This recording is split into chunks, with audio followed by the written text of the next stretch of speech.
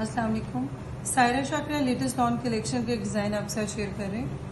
1970 branded lawn की इसका front है, fully embroidered, one piece front, heavy chikankari के साथ मल्टी कलर्स एम्ब्रॉयडरी में।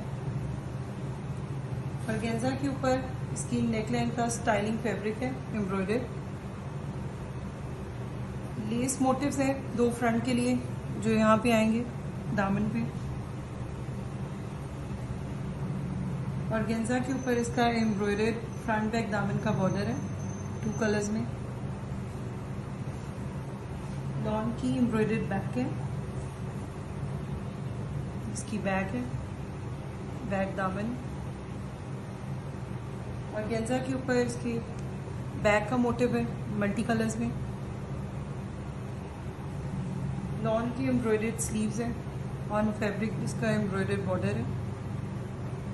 ऑर्गेन्जा के ऊपर एक और बॉर्डर है स्लीव्स का, 2 कलर्स में। नीमा कॉटन का मैचिंग डाइट ट्राउजर है। ऑर्गेन्जा के ऊपर सेम कलर एम्ब्रॉयडरी में इसका ट्राउजर का बॉर्डर है। इसका दुपट्टा बहुत खूबसूरत है, सेम कलर सेंटर से वोवन नेट का दुपट्टा है।